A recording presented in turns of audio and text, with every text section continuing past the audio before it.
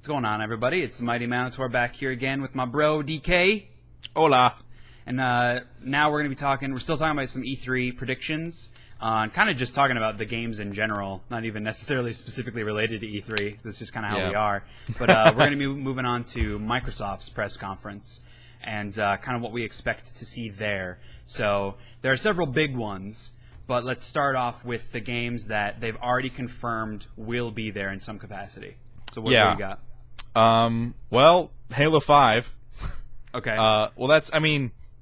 It's not confirmed, but it's confirmed. Logically, yes. Come on. Yes. Halo 5. Especially with Halo 5, especially like, what was it, like last week or 2 weeks ago, where they released kind of the title and like the cover of it. They're obviously ramping up to E3 and getting you, chomping at the bit for more information. Yes. So it's Halo 5 Guardians. Mm-hmm. They've already said you're playing as at least you aren't only playing as Master Chief. There is another main character. Yeah, the screenshot they released, or the little not screenshot, it's the box art. Right? Is it the box art that they released? Yeah, where it's like him on the guy on the top and Master Chief underneath. Yeah, I thought that was just concept art. Possibly. I had read that it was the box art, but that could change at any moment. So yeah, that could be true. Well, the guy on the top, unnamed, unknown Spartan, it's a male. Mm-hmm. I thought it looked kind of female-ish because of the armor, but apparently it's a male. And on the bottom, that's Master Chief on the bottom. But the top, I'm kind of the Halo guy. Between the two of us, at least, because by default. I've played all of them, but I'm not into the series at all. Right, which I am. So Guardians, like when you play multiplayer, if you get killed by anything in the environment, it says you get killed by the Guardians or you were killed by a Guardian. Yeah. Not sure if that's what it's referencing or not, but that's some speculation as to this mysterious race or group that operates in the background of that universe. It's just kind of a speculation as to what that might mean. Sure. Or it could also be telling us it's a multiplayer only title. Because there's only been the only what am I trying to say here? The only titles that have an actual, like, a subtitle to them, like a named, it's not just a number, it has a name to go along with it, where Halo 3 ODST, where you play as the ODSTs, you don't play as Master Chief, and Halo Reach, and where Halo Reach, you don't play as Master Chief. So this one, it's Halo 5 Guardians, so maybe Guardians is the multiplayer aspect of Halo 5, not sure. That's my personal thought, that possibly Halo 5 Guardians is their announcement of the multiplayer aspect to the next Halo entry. And that there's a separate game just called Halo 5? Is that Correct. what you're saying? Yes. That would certainly be interesting, especially because, they teased this Halo 5 Guardians coming out next year, to which everybody was like, what the hell, like 343, you said we were going to get the next story in Master Chief's journey in 2014. So what if they come out at the press conference and are like, yeah, Halo 5 Guardians, blah, blah, blah, it's all this stuff that you're going to see in 2015. But and that's then, that's bam, not what Halo they 5 said. is coming in 2014. That's actually not what they said at last year's conference. They worded it very carefully. They said Halo combat will truly evolve in 2015. In 2014, you mean. Or 2014, sorry. Which I believe is a reference to the new Halo Remaster Collection, Halos 1, 2, 3, and 4 remastered for the Xbox One. Which is it leaked in some, like, overseas, like, Amazon equivalent, I think it was. Yeah. Had, like, a listing for that for, the Master Chief Collection, which is Halos 1 through 4 on Xbox One. So that is all but confirmed that it exists. Right. And I'm with you. I think that is the game that you're going to get in 2014 for the Halo franchise. That collection of titles. Yeah. And assuming that that's $60, that's a good value. If they do a similar thing to what they did with the whatever Combat Anniversary, what it was, the HD Combat remake. Anniversary, where it was just the first one, right? Where like you can play with the old school graphics or new, and they kind of update the multiplayer. Like, if they do that, it's for $60, that's a pretty good value. Yeah. But that's kind of a cheesy way. Like, regardless, if it's not a new Halo game this year, that's still pretty cheesy and pretty sleazy of them. Yeah. With the terminology that they used. Yes. I agree. But I mean, at the same time, because they said Halo combat will truly evolve in 2014.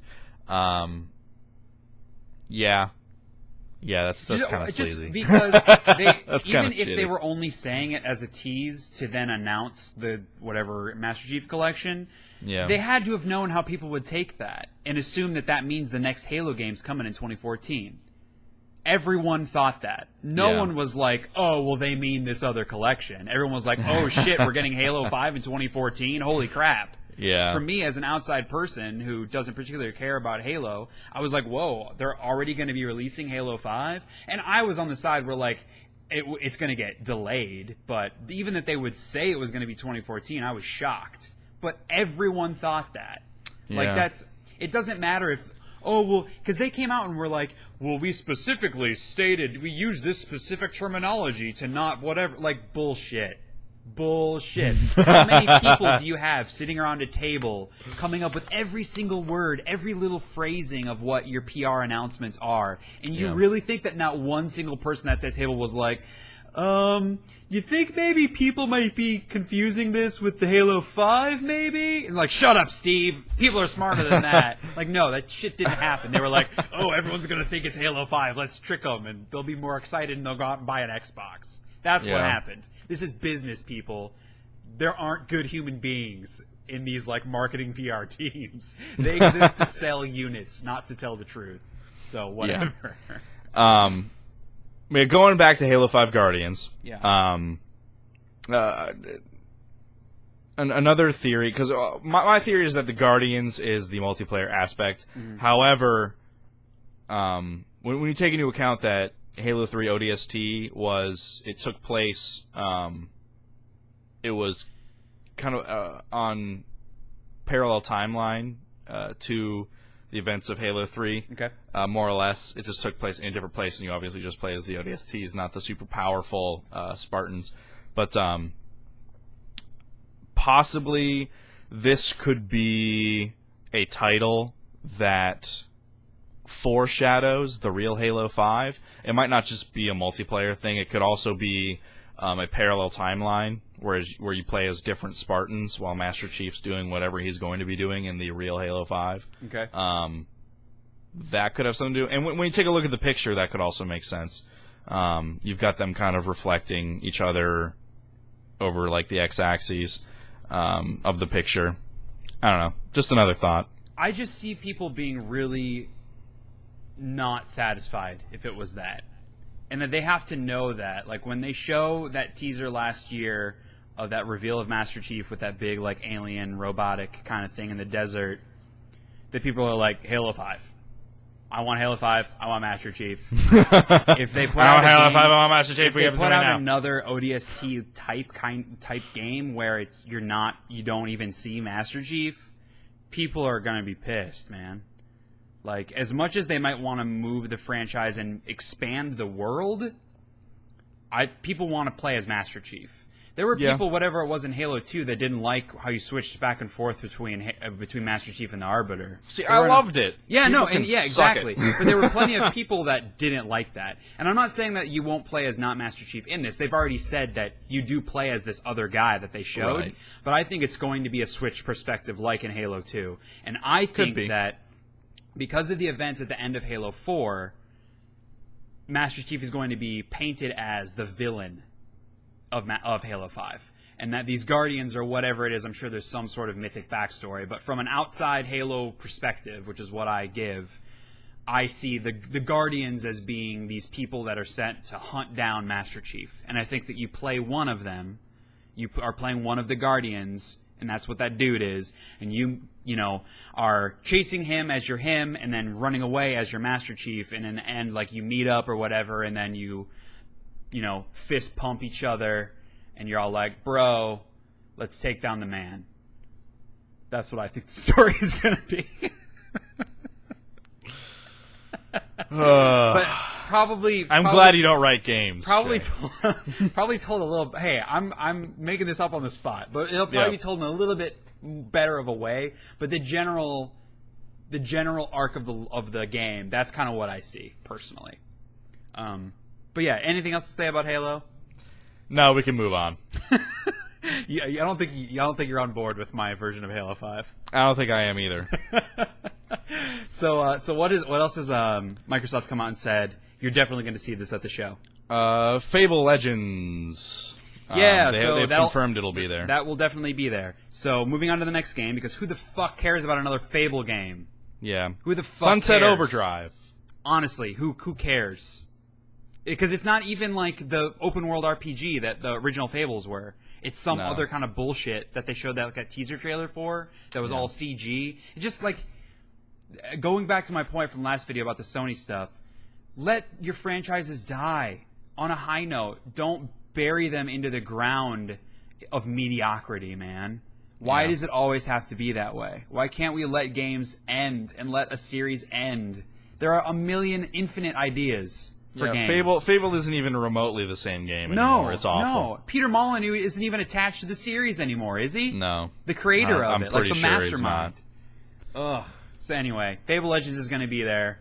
Whoop-de-woo. We'll see what they have to say about it. Yeah. But yes, Sunset Overdrive. Sunset Overdrive. So that is a third-party game, but it is an exclusive for Microsoft. Correct. Which is a pretty big get for them, because it's by Insomniac, who traditionally has been a Sony exclusive developer. And they had one game that was multi-platform, well, at least in this last generation, Infuse, which sold for shit and got mediocre reviews. And so for me, as a huge Ratchet & Clank fan, and those were all Sony exclusive games, I was like, okay, this will bring them back into the PlayStation fold. They tried to do their own thing. It didn't work out. They're going to come crawling back to Sony and make some more Sony games. They put out Into the Nexus, which I loved. It made my top 50 games of the generation, I think, or whatever. But I loved Into the Nexus was awesome. Yeah, it was a smaller version. I think it was like $30. So it was like a half-sized version of Ratchet & Clank, but it was old school Ratchet & Clank. It wasn't a tower defense game. It wasn't like a multiplayer game. It's back to basics. And I was like, yes, I can keep playing Ratchet & Clank games if they keep making them like this. I'm not going to get burnt out.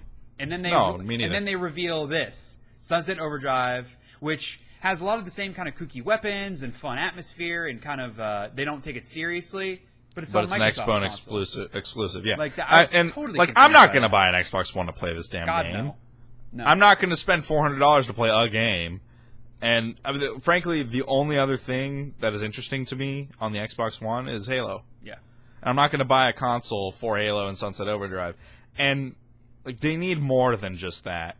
Because I feel like most of the other stuff that I see they've announced, it's not interesting. Yeah, and that's where Sony's, I feel like, has pretty consistently had a leg up on Microsoft, is their first parties and their exclusives and stuff. Yeah, and a lot of that, I mean, viewers take this is totally from our perspective. Right. These are our opinions. Yeah, we can't unequivocally say, like, well, Sony's better because their first-party games are better. Because a lot of people don't give a shit. I mean, you even, Kyle, you don't care about Infamous, and that's one of their temple franchises. Right. So, I mean, it's all a matter of perspective of what games you are into. For both of us, in general, the Microsoft games just don't appeal to me. If I already owned a system, sure, of course I'm going to play the Halo. Sure, I'll play whatever Gears of War game. But I'm not going to go out and buy a system for those kinds of things. Even a game like Titanfall, which I thought looked really cool, there's no way I'm going to go spend $500 to play that game. And God, I'm glad I didn't, because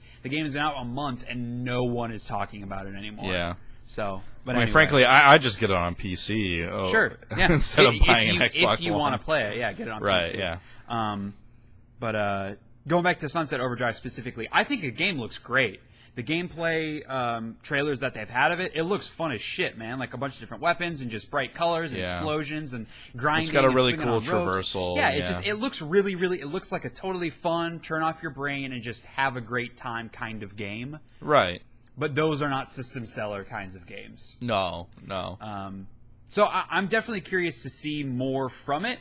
I won't be surprised if Microsoft does have something there for Sunset Overdrive, but honestly, I don't know really what else they have to show of it. Because they had the reveal trailer just to say, like, hey, you know that studio that was always working with Sony? They's with us now, bitches. And then they had all those gameplay reveals, which show us the gameplay. What else is there to show before the game comes out, honestly? If there's multiplayer, maybe? I don't know. Yeah, how that whole thing works? I don't know what there is for them to show at the Well, I conference. mean, they've been doing a series of developer diaries answering questions that people have about the game. Yeah. So I don't know what else there is for them to show other than the fact that, remember, it's an exclusive. Exactly. Like, that's, yeah. And that it might be enough of a reason for it to have a presence at the conference, just to say, hey, it's another exclusive game that we have. It's true. Yeah.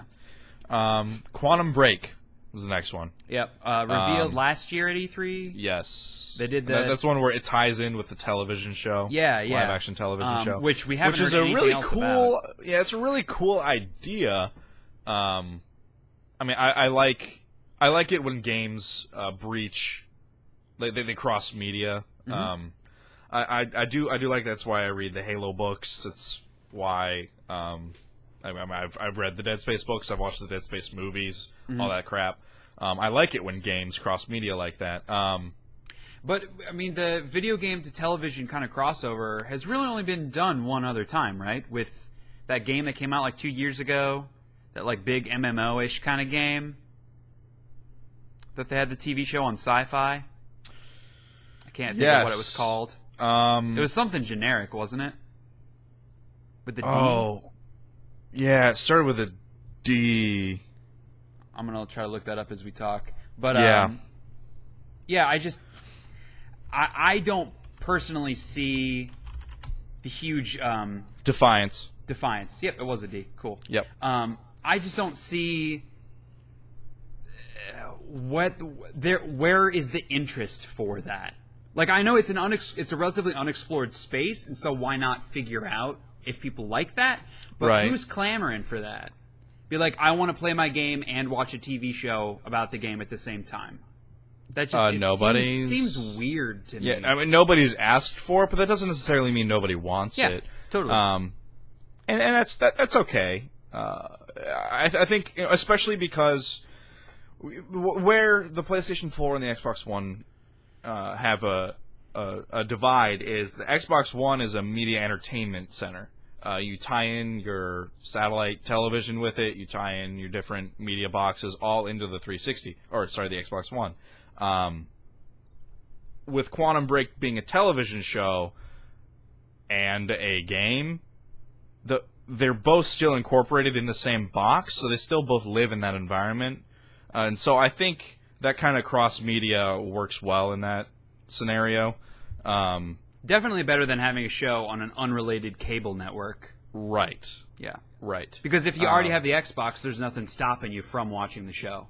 If you're playing Defiance, you might not even have the Sci-Fi Channel, so you're not going to watch the show. Exactly. Which no one did watch the show. I think it was canceled after like 3 episodes or something. Yeah, it was pretty sad. Yeah.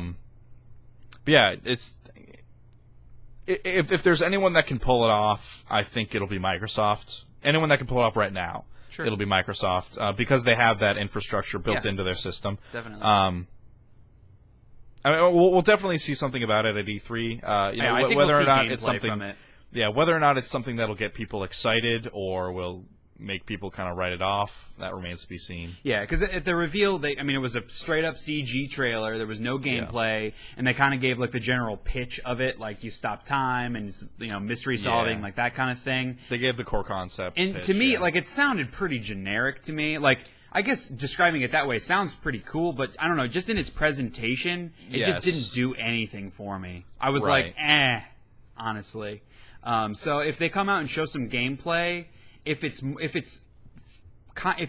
set up like a Quantic Dream game where it's kind of ethereal and like there's not a ton of actual gameplay to it and sort of it's mostly like narrative driven, I think that could fit in a really cool niche that doesn't really exist on Microsoft's platforms because Quantic Dream is with Sony. Not. Right. So I think that could totally be a cool kind of unique game if that's how they're doing it. If it ends up being like a third person stealth action-y kind of game, then like I could not care less. Yes. So I would be. And, that's not to say that there can't be, like, action segments and stuff, but I would like to see the bulk of the game in more of an analytic, investigative nature. Like kind of those segments from, like, L.A. Noire, where you're actually like, looking for clues and doing that whole thing. And talking to people and stuff. That would totally be cool. There aren't enough games that really do that. Like the Batman games do that a little bit, but those are so high-tech gadgety that there's not really a whole lot of detective. You just kind of turn on your detective mode and find a highlighted thing. Yeah, and something more involved would be cool. Yeah, in the last couple of generations, Follow has been, the number one character, the number one protagonist, or Follow and Go Here and crap like that. In the last couple of generations, we've had our hands held really badly. Well, I mean, it's bad how much we've had our hands held. And I think a lot of developers are afraid of that kind of investigative type of gameplay because it's entirely up to the player as to whether or not, what they get out of it is up to the player. Sure. It's not fed to them in any sort of a real sense. And so that's what I would like to see out of Quantum Break, as opposed to it just kind of being like spoon-fed to you in like a linear manner, I guess, or it just being something that like you watch the television show and then you act it out. I don't want to see that kind of crap happen. I want it. I'm interested to see how it meshes and what one has to do with the other and how one affects the other. I really hope it's not some like hold your hand type of thing. I would like to see them, if they're going to go out on a limb, really go out on a limb and make it something different. Take a chance. Yeah, this is the time to do that with the new consoles. Right. Because people are clamoring for games. Give me more games, more games, more games. Mm-hmm. So put out something unique where, if someone doesn't have a bunch of stuff to choose from, they're more likely to take a chance on something. Yeah, if ever there was a market where people would be more likely to try new types of games, I think it's now. Yeah, totally. So. So what else? What do we think? I guess Call of Duty we should talk about too. Yeah, it's multi-platform, but it's traditionally been shown at Microsoft's press conference. That is a 100% Call of Duty Advanced Warfare will be at Microsoft's press conference. And let's just talk about, could Advanced Warfighter be any more of a generic fucking title, honestly? It could. It could be called Call of Duty 7.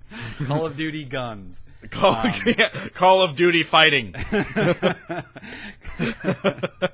But I read in the most recent Game Informer they had like a 6-7 page spread about the game, and it being by a lot of the creators of Dead Space, like the I guess he was the creative director of Visceral for the first Dead Space game, left afterwards to found this studio. Right. They have the audio guy from Dead Space, some of the like character designer people from Dead Space, and those people are obviously super freaking talented. Because if you look at how amazing of a game Dead Space was, for all of its flaws, still an amazing game. One of my favorite games of the last generation. It's the first game I ever platinumed. And then you look at when those people left, what happened to that franchise? Yeah.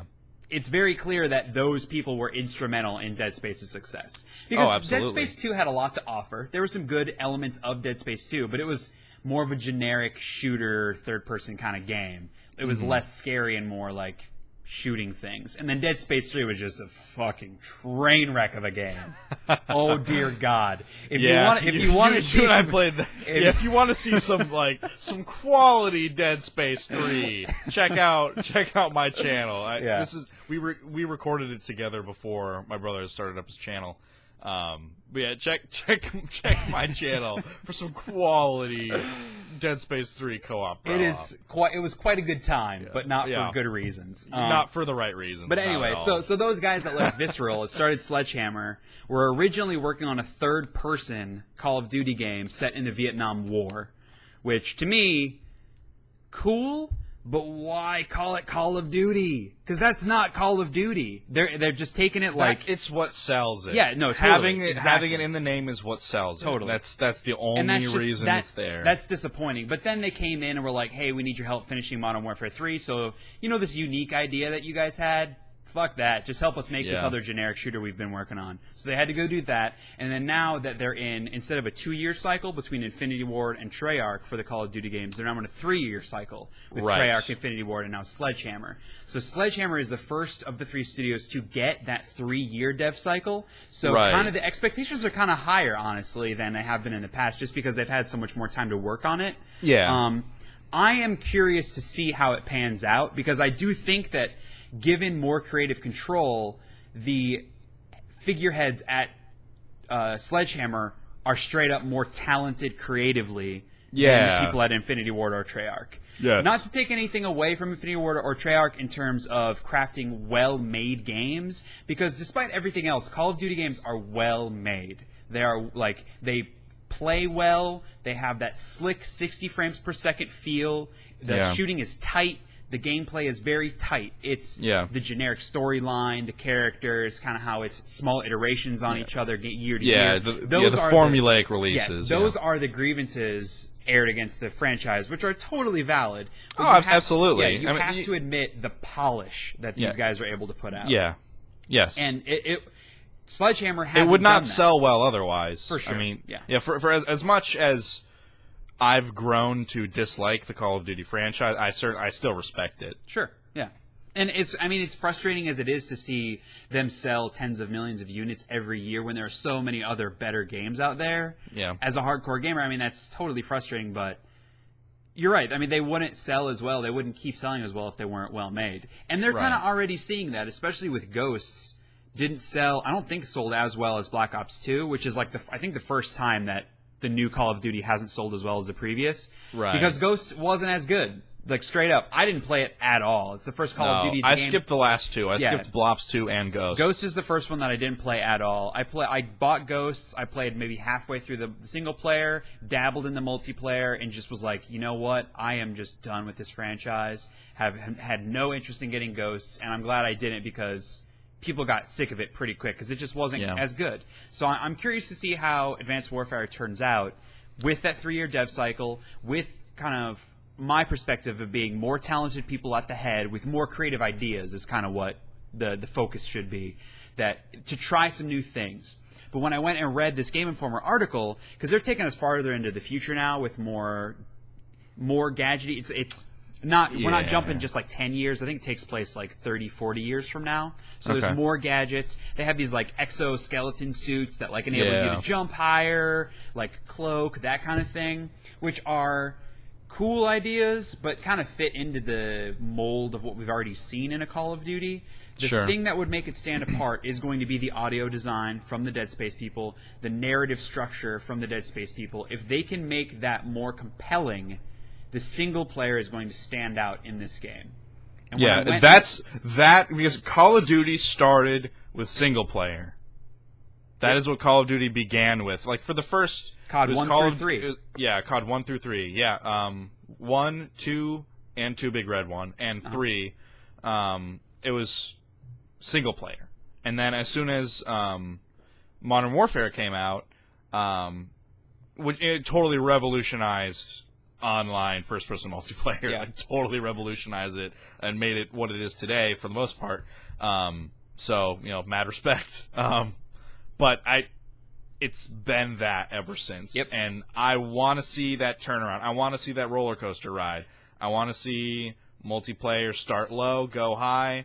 I want to see the focal point start to lower again. And I want to see the single-player focal point start to shift. I want to see it go more in that direction, because I've spent a lot of time gaming online, man. And I gotta tell you, it's not what I want to be doing anymore. But I want to play this game. I skipped the last 2 Call of Duties. I want to play the new one. But if it's just more multiplayer, and I don't see some form of an innovation and something that interests me from the single player, I don't think I'm gonna pick it up, and that makes me sad. Totally. Because I want to be in on the hype and all that kind of stuff, but I can't justify the money if the single if it's going to be the same old, another same old. tacked-on experience. Yeah, and honestly, that's kind of what it seems like. As much as they tried to paint it as this cool new thing, reading that Game Informer article talking about the set pieces and all these explosions, I'm like, this sounds like a fucking Call of Duty single-player campaign mode to me. Nothing about this sounds interesting. And I was just like, meh. And I mean, for most people, plenty of people don't even play it as single player in a Call of Duty. They just want the multiplayer. It's a waste. At a certain point, waste. You can only put a certain amount of effort into the single player, knowing that a lot of people aren't going to play it. The multiplayer kind of, just the way that franchise is gone, the multiplayer has to be the focus. That's just the way it is. The disappointing thing, especially with E3, because we know for a fact Call of Duty Advanced Warfighter is going to be at the Microsoft conference. Yeah. It's only going to be single player. Because that always is, every year. And I think that that's going to turn a lot of people off, honestly, because they're going to show it, and it's going to look great, I'm sure, because it's next-gen Call of Duty, built from the ground up for these new consoles. But it's going to be a bunch of explosions, there's going to be a car chase, some cool guns. It's going to be a car chase. Yeah, like, hey, no, there's going to be a mech chase. Yeah, Shay. Fair it's enough. different. A hover bike chase. Hover bike. It'll be a light cycle chase. Yeah. And like people like me and you who are disenfranchised with it, that's not going to pull me back in. No. So I don't know, man. I am resigning myself to the fact that Call of Duty is just not made for me anymore. It doesn't have anything to draw me in. And I'm like you, like I want to get back in. As much as I don't love multiplayer games anymore, like competitive multiplayer games, Call of Duty's the game that, like, Modern Warfare 2 was the game that got me into those kinds of games. Yeah, I put in too. hundreds of hours into that game, and I loved it. And I wasn't amazing at it. Like, I was good, but I was never, like, top tier, and I still had a blast playing it. And then from there, it's been a slow step down. You know, I barely played Black Ops, played a little bit more Modern Warfare 3, hated it, stopped, played maybe a week of Black Ops 2 and quit. And that's been it. Skipped Ghost entirely. So, of what I've seen of this game, it doesn't have anything to bring me back in. And that's just the way it is. Less I. Word. So, in terms of other things, what about the Gears of War franchise? That's kind of their other big tentpole franchise that we may see something from. What do you think?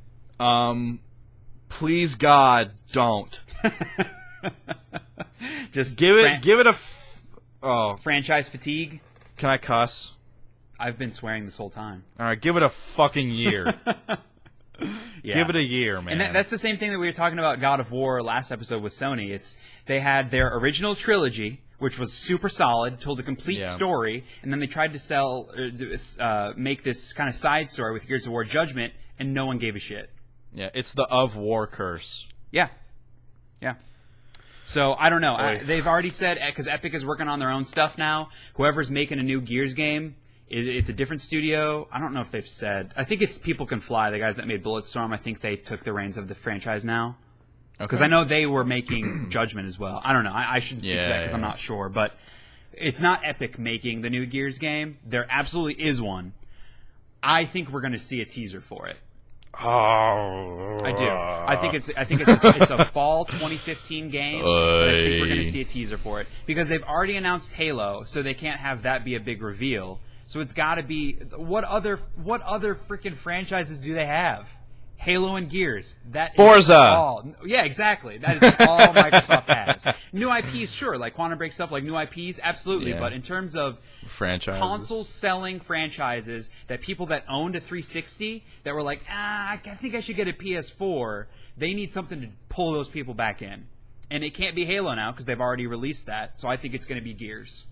I think it's not going to be Gears 4. I think it's going to be not a reboot, but it's going to be just called Gears of War or whatever the hell, or Gears of War, some kind of generic subtitle made by whoever else. But I think that we're going to see a teaser for it there. Even if it's just like a little 10-second clip with a logo, I think it's going to be there. Yeah. Yep. Damn it. Did you have any other games? Microsoft? There'll probably be another Forza.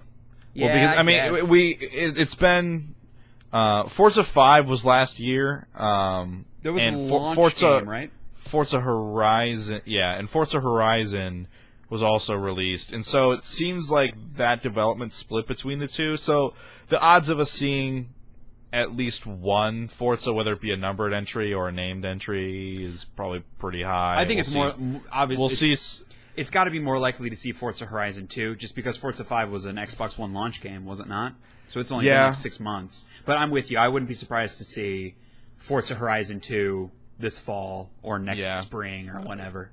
Right, and I mean, we'll talk about more of this in the third-party segment. But the Crew, Ubisoft's The Crew, is coming out, and so maybe Microsoft, they're not wanting to tread on those toes or vice versa. Yeah, have them tread on their toes. So I don't. Yeah. And the other big thing, I mean, in addition to like the TV stuff that we touched on a bit of them constantly teasing this Halo TV show with Steven Spielberg apparently attached. Yeah. Now that I guess is being shopped to HBO now or Showtime. So that really? I didn't hear that. I don't think we're going to see that on the Xbox console. But I wouldn't be surprised to see them touch on their original Xbox programming a little bit of some other kind of show that you'll only be able to get on Xbox Live on the Xbox One. I wouldn't be surprised to see that, just because, like you said earlier, they're trying to make this an all-in-one entertainment system. And in order to do that, they need more than games and Netflix and like football. They need their own programming. So I think that they're going to have something about that. What about the Kinect? Now that you can buy an Xbox without a Kinect in it, what is the impetus to make a Kinect game? None. No. It's the Kinect. The Kinect is going to be the same thing it was last gen, where not even 1 in 5 Xbox, at most 1 in 5 Xboxes had a Kinect. And if you have a Kinect, how many percentage of those people are going to buy a Kinect game? I think there's going to be some kind of dance game, whatever bullshit, but in terms of these third-party developers creating games just for the Kinect, ain't going to happen, son. I don't think so either. Harmonix has their Fantasia Music Evolved, which is already in development for the Kinect. So that game is definitely going to be happening, which is a shame because they're a super talented studio. Like they did, Guitar Hero, people like that. So they're great at those music games. It just sucks for them, man. Because before making a game for the Kinect, every single person that bought an Xbox One had a Kinect, regardless of if they were using it or not. You at least knew it was in the house. Yep. Now you don't know that. Nope. So I feel like a lot of developers who are working on those, I feel like they pretty screwed. Yeah, and Microsoft, obviously, they didn't tell these people, because when Microsoft made that announcement, the heads from Harmonix were like, okay, cool, thanks, Microsoft. So they obviously didn't know ahead of time. That's pretty shitty. Yep. Like, hey, make this exclusive game for us on our exclusive piece of hardware, and then we're not going to support it. Like, that sucks, man. So yeah, I don't know. That's all I have for Microsoft. I mean, there's they'll probably, because last E3 they really tried to hone in on the indie game thing. I think they'll continue to do that this year, so we'll probably see some new indie game exclusives. Especially because Sony's been getting a lot of the attention on that, because coming out of the gate, they were indie game friendly, and Microsoft was absolutely not. And they've kind of done their flip-flop thing now to be more indie friendly, self-publishing. So, yeah, I'm with you. I could definitely see some exclusive indie games coming to the Xbox One. So, I mean, God knows what those will even be, but I'm sure they might have like a sizzle reel or something. Yeah. I mean, they're probably from small startup studios that we've never even heard of, with games we've never even heard of. But yeah, I wouldn't be surprised to see them do something like Sony did last year, where they had, 5 to 10 indie devs up on the stage at once, showcasing their games. Yeah. That stuff is awesome. Yeah, that would be a really cool thing. If they have that many exclusives, that would be a great thing for them to do, just to put it back in Sony's face of saying, hey, you guys have been doing all this indie stuff, we're doing it too. It's not just Sony. So, yeah. Right. But I guess that's it for Microsoft. Yeah. Thanks for watching, and we'll be back in the next video. We'll be talking about Nintendo and what we kind of expect, because they're not doing a press conference. Nope. So kind of what they're going to do with their little Nintendo little stream event meeting, whatever the hell they do nowadays to save money. So yeah. Thanks for watching, guys. We'll see you back in the next one. See ya.